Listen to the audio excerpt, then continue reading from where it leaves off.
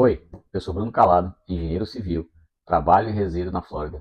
E hoje, aqui no canal, a gente separou um tempinho para responder algumas perguntas que eu tenho recebido através das redes sociais, baseado nos nossos vídeos que nós apresentamos anteriormente. Então, para tentar ajudar essas pessoas, estamos transformando essas perguntas em respostas, e essas respostas em vídeos, para que todos possam ter acesso e assim a gente possa ajudar mais pessoas a esclarecer suas dúvidas, né? Então, assim, quero convidar todos a seguir o canal, a fazer parte disso, porque esse canal ele vai ser construído em cima dessas perguntas que a gente receber. Então, a gente vai recebendo perguntas e a gente vai montando vídeos e vai compartilhando com vocês as respostas e para, de forma ampla, poder atingir o máximo número de pessoas. Assim, a primeira pergunta que a gente tem recebido é: o que seria o interesse nacional, né, que faz parte do EB2-NIW, que é o National Interest Waiver? O que é que seria esse interesse nacional? Tá? O EB2 é um visto que ele é classificado como profissionais com habilidades excepcionais. Então, existe o EB1, existe o EB2, existe o EB3, e aí no EB2 foi adicionado o NIW, que é o National Interest Waiver, que são profissionais, vamos dizer assim, que são destaques na sua área de atuação. Mas não necessariamente precisa ser alguém famoso, não é isso. É você ter uma graduação avançada, por exemplo. Você tem uma especialização, você tem um mestrado, você tem um doutorado, ou seja, você está num nível um pouco diferente do normal, vamos dizer assim, que seria apenas uma graduação, né? E de que forma você pode trazer benefícios para os Estados Unidos. Então, você tem uma formação qualificada, você é um profissional que você tem um pouco de experiência a mais, tanto acadêmica ou quanto profissional de campo no que você trabalha, e que você trazendo essa sua expertise para os Estados Unidos, você vai ajudar, você vai somar os Estados Unidos a desenvolver. Porque isso é baseado também na falta de mão de obra qualificada. Então, é um país que desenvolve muito, que cresce muito e precisa de pessoas qualificadas. Então, daí que veio essa parte, vamos dizer assim, que é classificada dentro do EB2. Então, isso aí seria o National Interest Waiver, né? Então, você mostrar que o seu trabalho ele faz diferença, ele beneficia os Estados Unidos e vai ajudar os Estados Unidos a desenvolver. Então, pessoal, o National Interest Waiver é um profissional que ele é visto de forma excepcional, tá? É um profissional que ele, vindo para os Estados Unidos, ele não terá necessidade de ter uma empresa patrocinando ele, que a gente chama aqui de sponsorship. Então, ele não vai precisar ter uma empresa financiando ou, vamos dizer assim, bancando aquele visto, né, dando suporte para o profissional que ele vai trabalhar naquela empresa. Não, é um profissional excepcional que, independente de ter a empresa, ele vai conseguir chegar aos Estados Unidos e ele vai conseguir desenvolver a sua vida independentemente aqui, ajudando os Estados Unidos a crescer. Seja trabalhando para alguma empresa americana, ou seja desenvolvendo o seu próprio negócio aqui nos Estados Unidos. Segundo ponto, que também a gente recebeu muito comentário na internet, tá? É sobre a diferença entre Business Plan e Professional Plan. São duas categorias diferentes que você vai descrever na sua apresentação dentro do processo do EB2. Ou você vai apresentar um Business Plan, ou você vai apresentar um Professional Plan. O Business Plan é mais para você estar vindo para os Estados Unidos e você vai fazer um plano de negócios, mostrando que você vai trazer para cá a sua expertise para você desenvolver um negócio. Então você vai ter que explicar a parte de marketing, financeira, tudo que envolve um negócio, tá? Então você tem que mostrar que aquele seu negócio é algo diferenciado, é algo que vai somar e que vai trazer benefícios excepcionais para os Estados Unidos, que esse excepcional é a palavra-chave dessa questão do EB2-NIW, tá? E o Professional Plan é uma apresentação, vamos chamar dessa forma, onde você se apresenta como profissional. O que é que você vai trazer para os Estados Unidos? Que qualidades suas excepcionais você está trazendo para os Estados Unidos? O que é que você trabalha? Que diferença você vai fazer? Então isso aí pode ser muito bem desenvolvido por uma pessoa que tem a expertise nessa área, que vai trazer dados do passado, baseado na sua formação profissional e o que é que você pode agregar para o futuro dos Estados Unidos.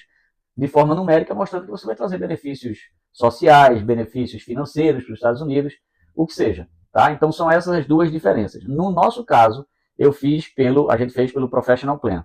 Então a gente tinha aqui argumentos suficientes para poder descrever que a minha formação, o que eu já trabalhava, o que eu poderia trazer para os Estados Unidos, batia de frente com problemas que eles poderiam ter para o futuro, tanto para a durabilidade de construções e enfim, desenvolver negócios novos nos Estados Unidos. Então, essa aí é a parte do Business Plan e do Professional Plan. Um terceiro ponto que foi bastante perguntado também é a duração desse processo do Green Card, né? E se é melhor fazer pelo Brasil ou se a gente faz pelos Estados Unidos, se tem alguma diferença disso. O que acontece é o seguinte, hoje, a gente pesquisou hoje no site da USCIS, que é quem faz esse processo aqui nos Estados Unidos, e o formulário I-140, que é o de aprovação do Green Card, ele está levando em torno de 10 meses para aprovação. Tá? Então, após a aprovação desse formulário, vamos chamar dessa forma, existem outras etapas a serem vencidas depois disso. Existe o exame médico, pode existir a entrevista. Então, esse processo todo, ele gera em torno de 2 anos realmente, que foi o tempo que durou o nosso processo. Agora, tem uma outra questão que existe hoje, que é o Premium Process. O que é o Premium Process? Você dá a entrada no processo e você vai pagar uma taxa a mais e é como se fosse uma aceleração do processo. E aí você paga essa taxa, dá a entrada no processo com o Premium Process e eles têm 15 dias de trabalho, 15 dias úteis para poder analisar o seu processo. Então, o que você teria 10 meses para analisar se vai ser aprovado ou não, isso aí se daria em 15 dias. Né? E isso não quer dizer que você vai ser aprovado ou não, apenas que o seu processo ele vai ser analisado com uma velocidade maior. Ah, mas eu posso ser reprovado nesse processo? Sim. É um processo administrativo, não é um processo técnico. Então, se você for reprovado, for reprovado, aplica novamente. Reprovado, aplica novamente. Tá? Então, é mais um processo de tentativa. Uma hora vai dar certo. Todo mundo fala isso. Tá? E algumas pessoas são aprovadas de primeira, outros aplicam novamente depois e são aprovados depois. Isso aí não quer dizer nada, é um processo administrativo. Então, pode ser aprovado como pode ser reprovado. E durante esse processo, também existe a possibilidade de você receber uma solicitação que eles chamam aqui de RFE, que é você ter que demonstrar mais elementos que comprovem aquela sua habilidade excepcional. Então você pode esperar ali 10 meses e aí receber uma RFE, e dentro desse tempo de RFE de resposta, você vai ter que colocar mais documentos que fortaleçam a sua tese de apresentar você como um profissional excepcional, seja através do Business Plan, você criando um negócio aqui, ou seja através do Professional Plan, você apto a trabalhar para uma empresa dos Estados Unidos. Se isso acontecer, não precisa entrar em desespero, não precisa ficar preocupado, isso é um processo normal de acontecer, não é comum de acontecer, vamos chamar dessa forma. O que você precisa é só fortalecer mais com documentos mais fortes que possam ajudar numa decisão positiva a seu favor. Tá? Complementando o ponto 3, Existem alguns questionamentos sobre aplicar pelo Brasil, ou estar no Brasil, ou nos Estados Unidos. Tá? Isso aí é indiferente. Você pode fazer o processo todo no Brasil, você pode estar no Brasil, vai dar entrada através do consulado americano e vai aguardar o processo da mesma forma como uma pessoa aqui nos Estados Unidos aguardaria. A grande diferença que pode acontecer nesse processo é que, estando no Brasil, você sendo aprovado e você chegando para a fase da entrevista, essa entrevista, ela de certa forma, ela pode até ser em português, que ajudaria muito, né? Mas não é garantia, depende muito do cônsul que for entrevistar, se ele vai fazer a entrevista em português ou em inglês, tá? E estando aqui nos Estados Unidos, a entrevista ela é em inglês, ela não vai ser em português. Existe a possibilidade de você contratar um intérprete e levar esse intérprete junto com você para a entrevista.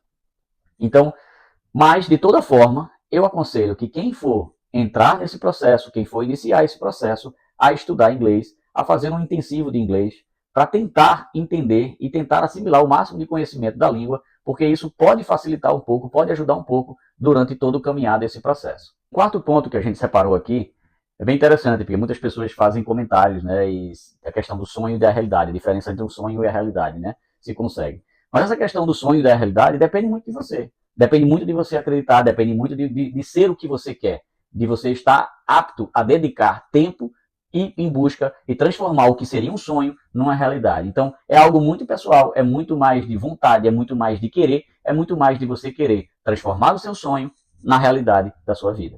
E por fim, no vídeo de hoje, algumas famílias perguntando: eu tenho um filho pequeno, é melhor com um filho pequeno, é melhor com um filho grande?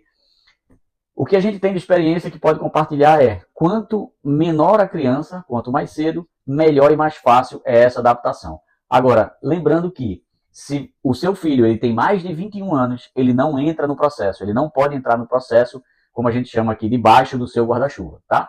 Então, se ele vai fazer 21 anos durante o processo, também não pode. Então, se ele tem ali 20 anos e ele vai entrar no processo, se esse processo não for aprovado antes dos 21 anos, de completar os 21 anos, automaticamente ele vai ser excluso do processo e ele vai ter que começar um processo por conta própria, tá? Tem que prestar atenção nessa questão da idade, mas quanto mais cedo, melhor a adaptação para o filho. E falando de adaptação, a gente tem um vídeo que postou mais no começo, falando sobre a adaptação da família aqui. Vou deixar o link aqui na descrição Para quem não assistiu e puder assistir, vale muito a pena, porque vai esclarecer muitas dúvidas. E se você tiver pergunta, pode deixar aqui embaixo, pode mandar perguntas pela rede social que vocês tiverem acesso, que possa chegar até a gente, e a gente vai ter o maior prazer de responder a pergunta de cada um, tá? Então, espero que tenha sido útil as respostas, e se vocês tiverem mais questionamentos, encaminhe o vídeo para quem você acha que pode ajudar, e vamos fazer perguntas, porque esse canal ele é feito em cima da pergunta, das dúvidas que vocês possam ter, tá? Grande abraço a todos e até o próximo vídeo.